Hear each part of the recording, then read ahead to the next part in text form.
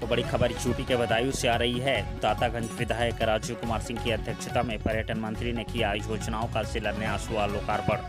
आपको बता दें कि प्रदेश सरकार में पर्यटन एवं संस्कृति विभाग के मंत्री जयवीर सिंह ने शुक्रवार को कुल 12,56,37,000 रुपये लागत की संस्कृति विभाग उत्तर प्रदेश शासन द्वारा स्वीकृत वातानुकूलित ऑडिटोरियम एवं वातानुकूलित बृहद लाइब्रेरी का शिलान्यास सहित विभिन्न योजनाओं का लोकार्पण व शिलान्यास बटन दबाकर किया। कार्यक्रम दातागंज विधायक राजीव कुमार सिंह की अध्यक्षता में संपन्न हुआ। पर्यटन मंत्री व जनप्रतिनिधियों ने कार्यक्रम का शुभारंभ मां सरस्वती की प्रतिमा पर माल्यार्पण कर व दीप प्रज्वलित कर किया। दातागंज विधानसभा क्षेत्र में ब्लॉक कार्यालय में आयोजित कार्यक्रम में पर्यटन मंत्री जयवीर सिंह ने कहा कि सरकार धार्मिक आस्था के केंद्र पौराणिक स्थलों को संरक्षित व विकसित करने का कार्य कर रही है। उन्होंने कहा कि उत्तर प्रदेश सरकार द्वारा प्रत्येक विधानसभा में मंदिरों के जीर्णोद्धार व पर्यटन विकास का कार्य लगातार कराया जा रहा है। उन्होंने बताया कि महाकुंभ का सफलतापूर्वक आयोजन किया गया, जिसमें करीब 66.3 करोड़ लोगों ने आस्था व पुण्य की डुबकी लगाई। उन्होंने कहा कि वर्तमान सरकार में कानून का राज स्थापित है। वर्तमान सरकार के कार्यकाल में महिलाएं व आमजन सभी सुरक्षित हैं। और क्या कुछ कहा मंत्री जी ने, आप भी सुनिए। देखिए, आज बदायूं में हमारे पर्यटन और संस्कृति विभाग की 9 परियोजनाओं के लोकार्पण और शिलान्यास के आज कार्यक्रम था, जो विकास खंड दातागंज की इस पावन धरती पर होना संपन्न हुआ है। लगभग 19 करोड़ रुपए की इन परियोजनाओं का आज यहाँ लोकार्पण शिलान्यास का कार्यक्रम हुआ है, जिसमें सबसे महत्वपूर्ण यहाँ का दातागंज के लिए एक auditorium 500 seated air condition plus museum, जो डिजिटल म्यूजियम होगा वो भी एयर कंडीशन होगा। इसकी स्वीकृति का काम हुआ है, शासन जारी है, कार्य संस्था भी तय हो गई। मुझे लगता है कि इसी हफ्ते काम शायद शुरू हो जाएगा। इन तमाम परियोजनाओं का लोकार्पण शिलान्यास के लिए पूरे जनपद बदायूं के लोगों को बधाई शुभकामनाएं। और साथ ही साथ इन वित्तीय वर्ष 25 और 26 के लिए भी कई परियोजनाएं यहाँ के माननीय जनप्रतिनिधियों के द्वारा जिन प्रस्ताव को दिया गया था, उन पर भी हम लोगों ने कार्य योजना में सहमति देने का काम किया, स्वीकृति देने का काम किया है, जिनका एस्टीमेट जैसे ही बन के पहुँचेगा उसकी भी स्वीकृति होकर के इस वित्तीय वर्ष में कई और नई परियोजनाएँ इस जिले को मिल जाएंगी पर्यटन संस्कृति विभाग से।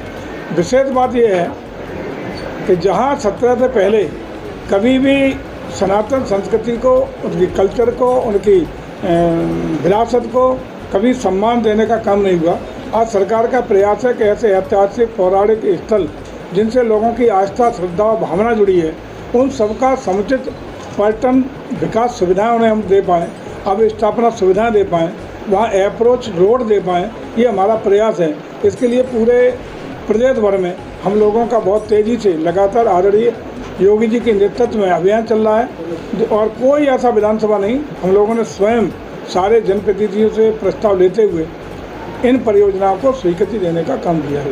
अच्छा, गंगा घाट को जो है भगवती घाट को काफ़ी समय से लोगों की मांग है कि वो पर्यटन स्थल घोषित हो, मगर अभी तक कोई किसी तरीके का उसमें वो नहीं किया गया। एक बड़ी परियोजना इसकी गई थी, उसके लिए माननीय मंत्री BL वर्मा जी ने भी हम लोगों से संपर्क किया था, लेकिन कतिपय कारण थे, जिसमें NGT का भी कुछ मसला था, कुछ अन्य मसले थे टेक्निकल, जिनकी वजह से वो धरातल पर नहीं उतरी। अन्यथा एक बड़ी परियोजना हम लोगों ने उसकी स्वीकृति पिछले वित्तीय वर्ष में भी की थी, लेकिन धंधा सामुक्त इसलिए नहीं हुई कि उसमें तकनीकी बाधाएँ आई थी। इन बाधाओं को दूर करते हुए हम लोग प्रयास करेंगे कचला घाट पर, जो एक बड़ा आस्था का केंद्र है, पौराणिक स्थल है, उसको भी विकसित करने का काम कराएंगे, ऐसा हमारा प्रयास रहेगा। मंत्री जी, यहाँ काला ताजमहल, सूर्यकुंड जैसी काफ़ी धरोहर हैं, लेकिन आज तक वह पर्यटन स्थल की स्थिति में नहीं आ पाया। देखिए, हम लोग जो प्रस्ताव लेते हैं 2 ही 3 माध्यम है, या तो जनप्रतिनिधियों के माध्यम से लेते हैं, या जिला पर्यटन और संस्कृति परिषद प्रत्येक जिले में हमने बनाई है,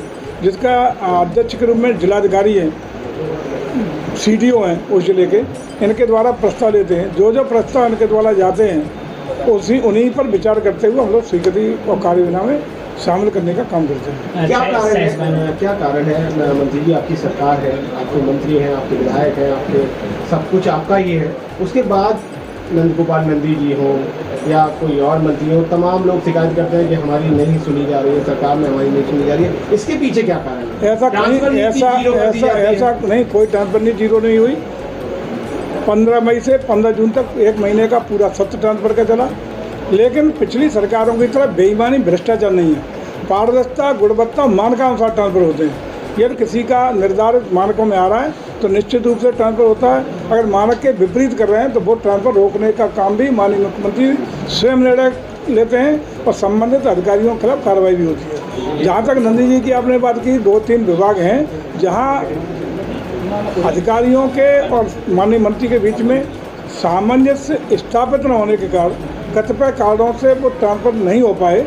उन पर भी माननीय मुख्यमंत्री ने संज्ञान लिया है और निश्चित रूप से उसमें प्रभावी कार्रवाई करने का काम हुआ है। एक उज्जैनी का नरोगांव पड़ता है, लेकिन ट्रांसफर को धंधा बनाने का काम न हुआ है, न होने दिया जाएगा। उज्जैनी में एक नरोगांव पड़ता है जहां दूषित पानी से लगातार हर घर में पीलिया और चर्म रोग के मरीज हैं। पिछले करीब 45 दिनों से गांव के लोग धरने पर हैं। कभी सीडीओ या डीएम ने कभी वहाँ निरीक्षण नहीं किया। आप आज संज्ञान में लाएँ, आज 2 लाने की कोई बताइए। सीडी साहब सामने बैठे हैं, मैं निर्देश करता हूँ उन्हें तो स्वयं कल स्वास्थ्य विभाग को निर्देश देते हुए सीएमओ की टीम जाएगी, पूरी टीम स्वास्थ्य विभाग की जाएगी। ऊर्जा मंत्री का एक बयान लगातार वायरल हो रहा है बहुत ज़्यादा, जिसपे बनिया जाति को लेकर कमेंट किया गया है, तो उसके बारे में क्या? देखिए, ऊर्जा मंत्री का कोई बयान किसी जाति विशेष के लेकर नहीं था। उन्हें इस तरह की कोई बयानबाजी है, न कोई, मुझे लगता है कोई भी माननीय मंत्री इस तरह की जाति टिप्पणी कर सकता है। वह एक सामान्य बयान था जिसको तोड़ मरोड़ के प्रस्तुत करने का काम किया गया। माफ़ी मांगी है उन्होंने, माफ़ी मांगी है, कहा कि अरे वो तो कह ही देंगे। वो तो अगर उनको किसी की भावना को आहत पहुंचा है, हम नहीं कुछ कह रहे, लेकिन उसको आप इस तरह प्रेजेंटेशन कर रहे हैं किसी बयान का, तो हमें मार्क्स में आने को क्या दिक्कत है? चलिए, आइए सर, चलिए।